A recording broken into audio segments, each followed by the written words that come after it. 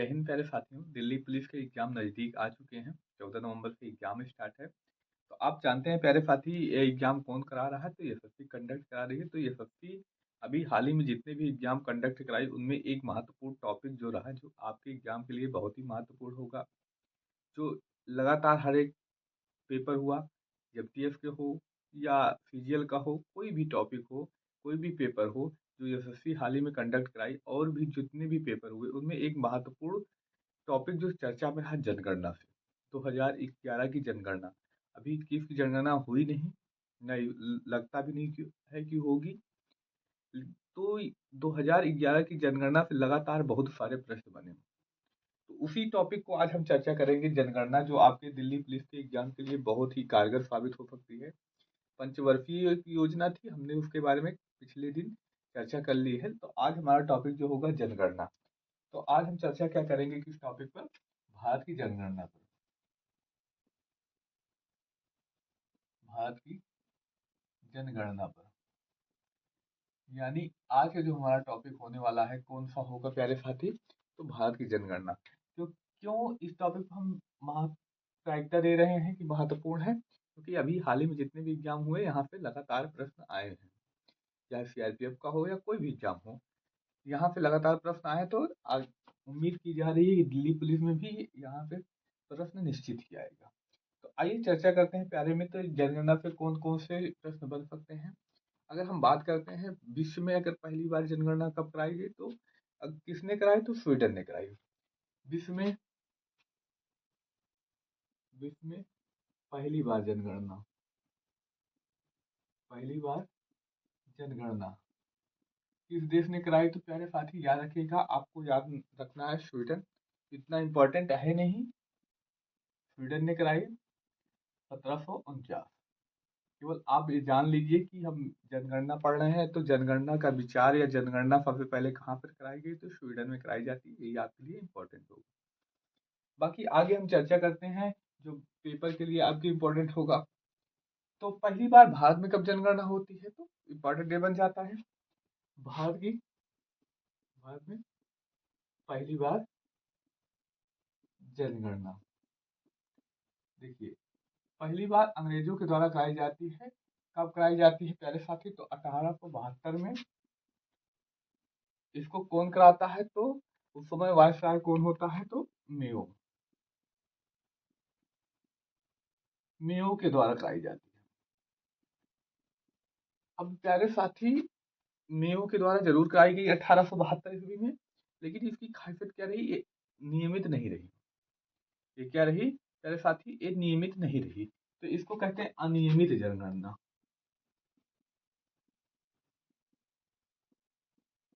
इसको क्या कहा जाता है? अनियमित जनगणना। तो जब भी प्रश्न पेपर में आए कि बताइए भारत में पहली बार जनगणना किसने कराई, तो निश्चित बात है मेयो ने करवाई।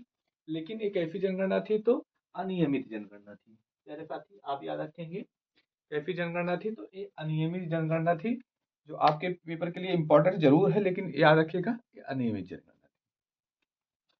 अब अनियमित जनगणना थी, अनियमित कहने का तात्पर्य यह है कि आप जानते हैं जनगणना प्रत्येक 10 वर्षों के बाद होती है। लेकिन ये देखिए 1872 में करा दी गई। ये केवल इसलिए कराई गई कि भारत की जनसंख्या कितनी है चेक करने के लिए। महिलाओं का अनुपात, पुरुषों का अनुपात, बच्चों का अनुपात, इन सब की संख्या, क्योंकि अंग्रेजों का टारगेट हो गया था कि हमें भारत पर ही शासन करना है। तो वो अपने हिसाब से व्यवस्था को चला रहे थे। तो यही वजह रही जो उन्होंने जनगणना कराई। उन जनसंख्या कहती है क्या है इन सब के लिए। लेकिन नियमित जनगणना की शुरुआत जो हो जाती है प्यारे साथी, नियमित जनगणना यानी ये तय किया जाता है कि अब से प्रत्येक 10 वर्ष बाद, यानी कब पहली बार नियमित जनगणना कराई जाती है? तो 1881 ईस्वी में। कौन कराता है प्यारे साथी? तो लॉर्ड रिपन के द्वारा। इसके द्वारा, लॉर्ड नहीं कहना, रिपन, रिपन के द्वारा। किसके द्वारा कराई जाती है प्यारे साथी? तो रिपन के द्वारा। पूछा जाए नियमित जनगणना की शुरुआत किसने की? तो रिपन ने। अगर वही प्रश्न आ जाता है जनगणना की शुरुआत भारत में किसने की? तो मेयो ने की। तो नियमित जनगणना की शुरुआत किसने की? 1881 में रिपन द्वारा। यानी अब तय किया गया प्रत्येक 10 वर्षों के बाद भारत में जनगणना कराई जाएगी। अब प्यारे साथी, अब जो ये 2011 की जनगणना से लगातार प्रश्न पूछ रहा है, क्योंकि अभी जनगणना हुई नहीं, 21 में होना था, लेकिन 21 में हो नहीं पाई कोरोना काल की वजह से। देखते हैं अब आगे जब भी होगी तब जो आंकड़े आएंगे उसके बारे में हम चर्चा जरूर करेंगे, जो आपकी एग्जाम के लिए इम्पोर्टेंट हो। लेकिन अभी जो हमारे लिए इम्पोर्टेंट है 2011 की जनगणना, आप बेफिक्र रहें। कितनी जनगणना है इससे कोई मतलब नहीं है, अभी जो भी प्रश्न आएंगे जनगणना से रिलेटेड वो 2011 की जनगणना से ही आएंगे। तो 2011 की जनगणना जो रही कौन सी थी? 15वीं जनगणना। 2011 की जनगणना किस नंबर की थी? तो प्यारे साथी 15वें नंबर की जनगणना थी 2011 की जनगणना। लेकिन अगर वही पूछ लिया जाए स्वतंत्र भारत की केस कौन से नंबर की थी, तो स्वतंत्र भारत की 7वीं रही। स्वतंत्र भारत की कोई केस नवंबर की रही प्यारे साथी, तो 7वीं रही। वही अगर पूछ लिया जाए जनगणना किस सूची का विषय है, जनगणना प्यारे साथी याद रखेंगे संघ सूची का विषय है। जैसे आप जानते हैं राज्य सूची, सूची समवर्ती सूची और संघ सूची होती है। तो संघ सूची यानी इस पर जो कानून बनाएगी, जो कुछ भी करना होगा वो कौन करेगी? संघ सरकार करेगी। तो यानी जनगणना की सूची का विषय है, संघ सूची का विषय है। वही जनगणना की जांच यानी जनगणना कराने के लिए पहली बार, जनगणना तो बहुत पहले से हो रही है, लेकिन पहली बार जनगणना विभाग की स्थापना कब की जाती है, ये भी इम्पोर्टेंट प्रश्न है। जनगणना विभाग की स्थापना, स्थापना प्यारे साथी बहुत ही लेट हो जाता है। जनगणना विभाग की स्थापना करने में 1961 ईस्वी में होती है। कब होती है प्यारे साथी? 1961 ईस्वी में। अब हम बात करते हैं 2011 की जनगणना, क्योंकि हमारे पेपर के लिए 2011 की जनगणना ही इम्पोर्टेंट है। 2011 की जनगणना के अनुसार जनसंख्या क्या रही प्यारे साथी? भारत की जनसंख्या कितनी रही? तो 121.08 करोड़। कितनी रही प्यारे साथी? 121.08 करोड़। वहीं अगर बात की जाए दशकीय वृद्धि से, वृद्धि कितना रही प्यारे मित्र? 17.17%।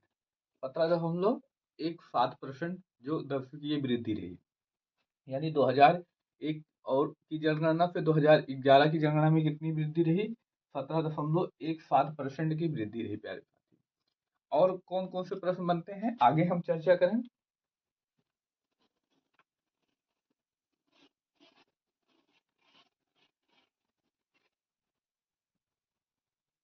हमने देखा प्यारे साथी, जो जनगणना हुई उसमें भारत की जनसंख्या कितनी रही? 121.08 करोड़ रही। और हमने चर्चा की प्यारे साथी 17.17% जो इसकी वृद्धि रही। वहीं अगर बात करें तो इसकी नगरीय जनसंख्या यानी शहरों में रहने वाले कितने परसेंट व्यक्ति रहे और गांव में रहने वाले कितने परसेंट व्यक्ति रहे, इनके बारे में हम चर्चा करें। नगरीय नगरीय तो 121 करोड़ में से कितने परसेंट जनगणना शहरों में निवास करती है? तो 31 दशमलव कितना परसेंट प्यारे साथी? तो 3% जनगणना कहाँ पे रही? नगरीय।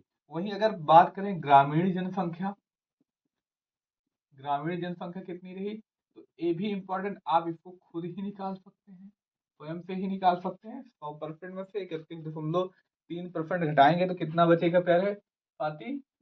68.7%। इतनी जनसंख्या गांव में निवास करी। कहते हैं ना, भारत की जनसंख्या कहाँ पर बसती है? गांव में, शहरों में नहीं। तो देखेंगे कितना बड़ा आंकड़ा गांव में ही निवास करता है। भारत की जनसंख्या का 68.7% कहाँ पर? गांव में निवास करता है। ये बहुत बड़ा आंकड़ा है, आपको इसको ध्यान में रखना होगा, अपने दिमाग में सेव करना होगा। अगर वही बात करें, अगर लिंगानुपात कितना रहा प्यारे साथी? इंपॉर्टेंट, भारत का लिंगानुपात कितना रहा? ये एक बहुत ही महत्वपूर्ण मुद्दा है। 943। अब जिन साथी को लिंगानुपात का मतलब नहीं समझ में आता वो जान लें। लिंगानुपात क्या होता है? 1000 महिलाओं पर माफ कीजिएगा 1000 पुरुषों पर कितनी महिलाएं हैं। जैसे मान लीजिए एक कोई गांव है जिसमें कि पुरुषों की जनसंख्या 1000, तो उन 1000 में से पर कितनी महिलाएं होंगी? तो भारत में 1000 पुरुषों पर कितनी महिलाएं हैं? 943 महिलाएं हैं। ये थोड़ा सा आंकड़ा डरावना है क्योंकि ये जो रेशियो है बराबर होना चाहिए। हो सकता है आपकी बार जो जनगणना हो उसमें ये आंकड़ा थोड़ा सा अच्छा दिखे, बेहतर दिखे, क्योंकि भारत के द्वारा प्रधानमंत्री के द्वारा बेटी बचाओ बेटी पढ़ाओ जो योजना चलाई गई उसमें उसकी वजह से इसमें काफी वृद्धि हो सकती है प्यारे साथी। आगे बात करते हैं जनसंख्या घनत्व की बात करें। जनसंख्या घनत्व घनत्व बात करें हम प्यारे साथी कितना रहा? 382 वर्ग 382 व्यक्ति प्रति वर्ग किलोमीटर, यानी जो हमारा जनसंख्या घनत्व रहा कितना रहा प्यारे साथी? 382 व्यक्ति प्रति वर्ग किलोमीटर, यानी एक वर्ग किलो में कितना व्यक्ति? 382 व्यक्ति निवास करते हैं। एक वर्ग किलोमीटर में जो है हमारा एरिया उसमें कितने व्यक्ति? तो 382 व्यक्ति रहते हैं। वहीं अगर बात करें साक्षरता की, यानी कितनी परसेंट आबादी पढ़ी लिखी रही, तो साक्षरता रही हमारी जो अब की बार 2011 की जनगणना के अनुसार 73%। अब इस आंकड़े में तो 2021 में निश्चित ही सुधार हो सकता है, क्योंकि आप देखेंगे प्यारे साथी अब महिलाएं पुरुषों दोनों पढ़ने में काफी ज्यादा आगे तत्पर रह रहे हैं, तो ये आंकड़ा बदल सकता है। आगे हम साक्षरता 73 माफ साक्षरता रही कितनी? 73% थी।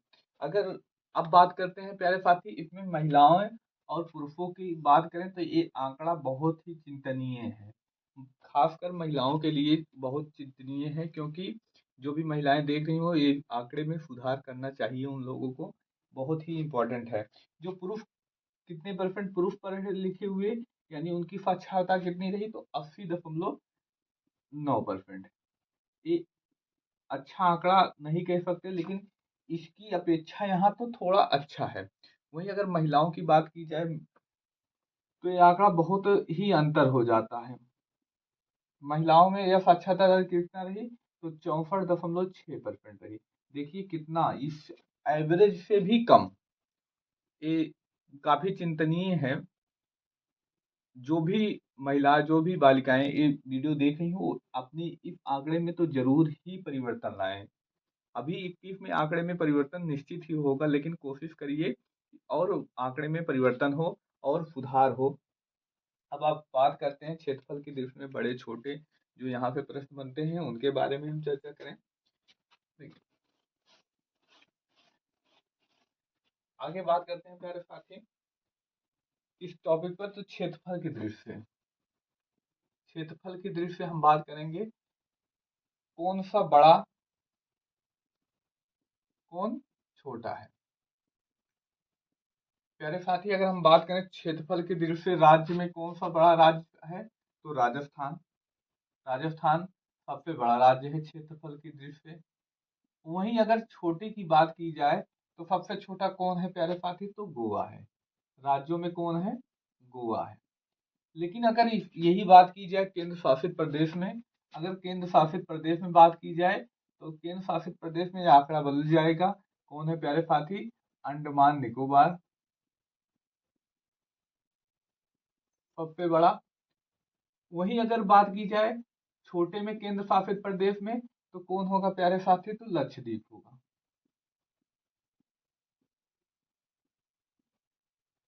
बहुत ही इम्पोर्टेंट क्षेत्रफल की दृष्टि से बड़ा और छोटे में हमने चर्चा की। अगर राज्यों में बात करें तो राजस्थान होगा प्यारे साथी। वहीं अगर केंद्र शासित प्रदेश में बात की जाए तो अंडमान निकोबार में होगा। वहीं अगर राज्यों में बात की जाए छोटे में तो गोवा। वहीं अगर केंद्र शासित प्रदेश में बात की जाए तो लक्षद्वीप होगा। वहीं अगर हम जनसंख्या की दृष्टि से बात करें, जनसंख्या की दृष्टि से बड़े और छोटे में बड़ा और छोटा, यानी सर्वाधिक और न्यूनतम। बड़ा छोटा क्या करते हैं, जनसंख्या की दृष्टि से बात करेंगे तो जनसंख्या सर्वाधिक है, कहाँ की न्यूनतम है, ए बनेगा, लेकिन बड़ा छोटा आप समझ सकते हैं इस बात को। तो कहाँ का होगा, उत्तर प्रदेश सबसे ज्यादा जनसंख्या वाला राज्य है।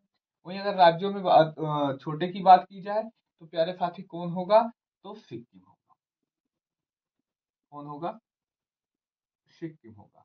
वहीं अगर यही आंकड़ा केंद्र शासित प्रदेशों में लिया जाए तो जनसंख्या के हिसाब से दिल्ली, दिल्ली क्या हो जाएगा, सबसे बड़ा, किसमें, केंद्र शासित प्रदेश में। देश की राजधानी केंद्र शासित प्रदेश दिल्ली सबसे बड़ा होगा जनसंख्या की दृष्टि से। वहीं अगर छोटे की बात की जाए तो लक्षद्वीप ही होगा। अब देखेंगे प्यारे साथी, यहाँ पर भी छोटा लक्षद्वीप, यहाँ पर भी छोटा लक्षद्वीप, तो ये अब समझना होगा दोनों स्थितियों में क्या होगा, तो लक्षद्वीप ही होगा प्यारे साथी। वहीं अगर हम बात करें लिंगानुपात, लिंगानुपात, अगर लिंगानुपात की बात की जाए, दो स्थितियां यहीं पर भी देखेंगे, सर्वाधिक और न्यूनतम। सर्वाधिक कहाँ पर है, अगर राज्यों में बात किया जाए तो केरल, और कितना है ये भी पूछा जाता है, तो 1084, यानी 1000 पुरुषों पर 1084 महिलाएं हैं, यानी महिलाओं की संख्या क्या है यहाँ पर प्यारे साथी, तो यहाँ पर महिलाओं की संख्या ज्यादा है। वहीं अगर बात की जाए कम के लिए तो हरियाणा से, अगर कोई साथी हरियाणा से वीडियो देख रहा है तो निश्चित ही वो इस बात पर ध्यान देना होगा, 879, ये बहुत ही कम आंकड़ा है, 1000 पुरुषों पर इतनी महिलाएं, एक काफी चिंतनीय विषय है। अगर वहीं बात की जाए केंद्र शासित प्रदेश में, केंद्र शासित प्रदेश में अगर हम बात करें, बड़े में सर्वाधिक में और केंद्र शासित प्रदेश में न्यूनतम में, तो अगर हम बात करें अधिकतम कहाँ पर है, तो पुडुचेरी में, क्योंकि पुडुचेरी कहाँ पर पड़ता है, केरल के पास ही पड़ता है, तो इसका कहीं ना कहीं असर जरूर होगा। यहाँ पर कितना है, 1037 महिलाएं हैं। वहीं अगर हम बात की जाए सबसे न्यूनतम में, तो कहाँ पर होगा, दमन दीव में, कितना है प्यारे साथी, तो 618 है। ये इंपॉर्टेंट आंकड़ा जो पेपर को बहुत ही महत्वपूर्ण करेगा आपके लिए पेपर में सारे प्रश्नों। आगे हम बात करें लिंगानुपात के बारे में, लिंगानुपात के बारे में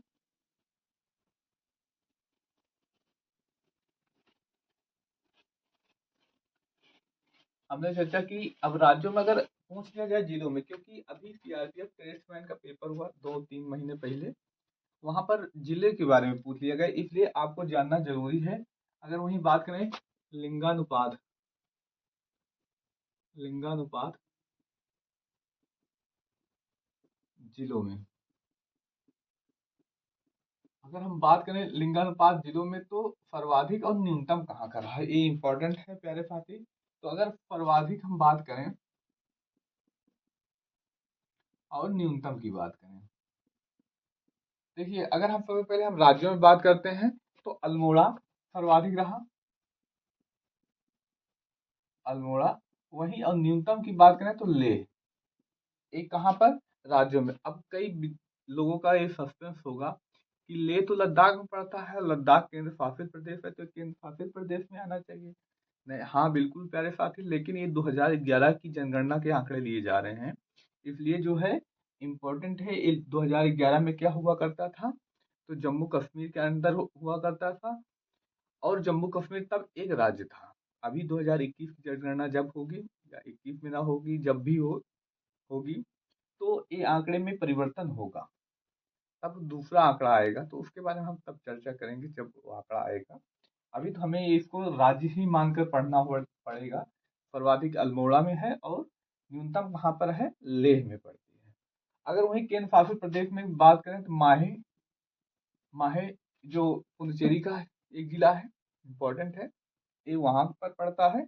और दमन, दमन जिले में न्यूनतम है, सर्वाधिक माहे में, और न्यूनतम कहाँ पर है, तो याद रखिएगा प्यारे साथी, दमन में है। वहीं अगर साक्षरता दर की बात की जाए, साक्षरता दर की बात की जाए, अगर साक्षरता दर की बात की जाए, अगर हम राज्यों में बात करें, अधिकतम, अधिकतम और न्यूनतम। पहले हम बात करते हैं राज्यों में। अगर राज्यों में बात किया जाए तो केरल में कितना, 94%। वहीं अगर राज्यों में बात की जाए न्यूनतम, बिहार में 61.8%। अगर वही आगे हम बात करें केंद्र शासित प्रदेशों में, तो केंद्र शासित प्रदेशों में ये आंकड़ा लक्षद्वीप में अधिकतम रहा।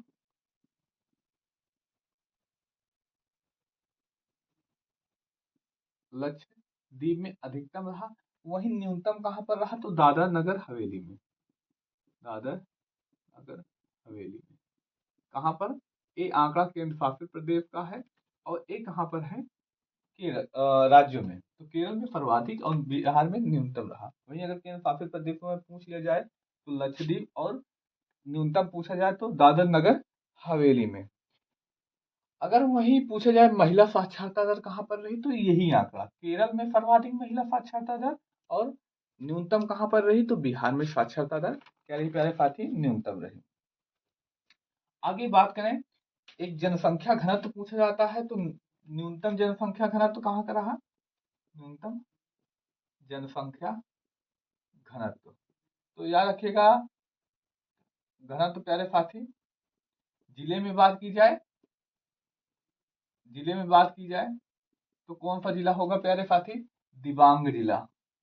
दिबांग जिला कहाँ पर पड़ता है, अरुणाचल प्रदेश में। अगर ओवरऑल की बात करें, राज्यों में क्या आंकड़ा रहा और केंद्र शासित प्रदेश में, उसके बारे में हम चर्चा करें। अच्छा, कुछ लोगों का सस्पेंस होगा कि ये जनसंख्या घनत्व क्या होता है। तो यानी किसी क्षेत्र में कितने व्यक्ति निवास करते हैं, उनका जो आंकड़ा लिया जाता है उसे को जनसंख्या घनत्व कहते हैं। यानी जैसे मान लीजिए ये जगह है, इसमें कितने आदमी रह रहे हैं, वही आंकड़ा क्या कहलाता है, जनसंख्या। तो कितना आंकड़ा लिया जाता है, तो 1 किलोमीटर एरिया लिया जाता है, उसमें कितने व्यक्ति रह रहे हैं, किस राज्य में सर्वाधिक, वही जनसंख्या घनत्व। न्यूनतम कहाँ रह रहे हैं, वही होता है। तो हम बात करें,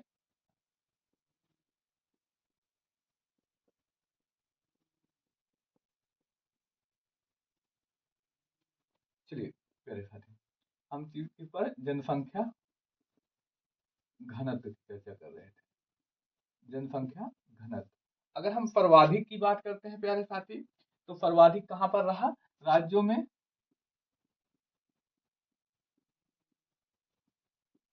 और न्यूनतम कहां रहा।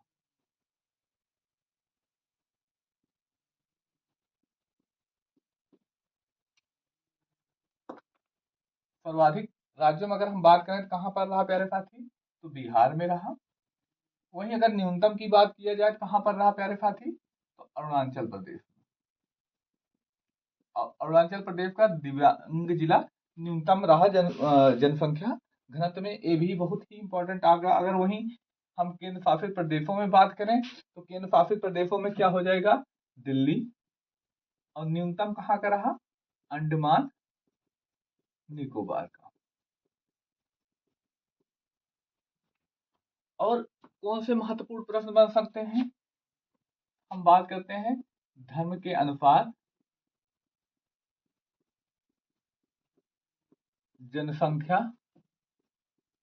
वितरण, कितने परसेंट जनसंख्या कहाँ पर निवास करती है, इसके बारे में हम चर्चा कर लें। याद रखिएगा प्यारे साथी, धर्म के आधार पर जनसंख्या वितरण हम चर्चा कर रहे हैं। तो भारत में जो हिंदू हैं, हिंदू कितना परसेंट है प्यारे साथी, 78.8%। और वहीं पर मुस्लिम की बात की जाए, मुस्लिम मुस्लिम कितना परसेंट है प्यारे साथी, तो 15.23%। ये आंकड़ा याद रखिएगा प्यारे साथी, 2011 की जनगणना का है। जब 21 की जनगणना होगी, 21 तो होगी नहीं क्योंकि कोरोना काल की वजह से अभी तक तो नहीं हुई, तो फिर आगे जब भी होगी तो ये आंकड़ा बहुत ही परिवर्तित होगा। ईसाई की जनसंख्या कितनी है, तो ईसाई 2.3%। अगर हम सिख की बात करें, कितना है प्यारे साथी, 1.72%। और भी बात करें बौद्ध की, 1.77%। अगर वहीं जैन की बात की जाए, तो जैन कितने परसेंट है प्यारे साथी, 0.4%। 4%। ये बहुत ही ध्यान दीजिएगा, ये आंकड़ा आपको पेपर में पूछा गया है, एमटीएस में लगातार इससे प्रश्न पूछे गए, तो याद रखिएगा इसमें। और एक प्रश्न और, नागालैंड। नागालैंड भारत का एकमात्र ऐसा राज्य है जिसमें 2011 की जनगणना में नकारात्मक वृद्धि दर्ज की गई।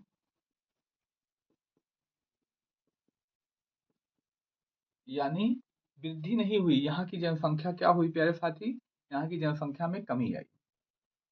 ये बहुत ही इंपॉर्टेंट प्रश्न, अभी सीआरपीएफ ट्रेड्समैन का पेपर हुआ तो वहां यह प्रश्न आया था, 2 शिफ्टों में आया हुआ था, तो कितना इंपॉर्टेंट है। और हाँ, एमटीएफ जो हुआ, एमटीएफ हवलदार वाला, उसमें भी ये प्रश्न आया। तो अभी हाल ही में जनगणना टॉपिक बहुत ही चर्चा में रहा, उनमें से एआई एक प्रश्न बहुत ही ज्यादा चर्चा में रहा। और क्या प्रश्न बन सकेगा, एक जनगणना जो 1921 से 1911 से 1921 के बीच हुई। देखिए यहाँ पर 1914 1918 में द्वितीय विश्व युद्ध हुआ। द्वितीय विश्व युद्ध के दौरान क्या हुआ प्यारे साथी, इसमें भारत की जनसंख्या, भारत की जनगणना में नकारात्मक वृद्धि हुई।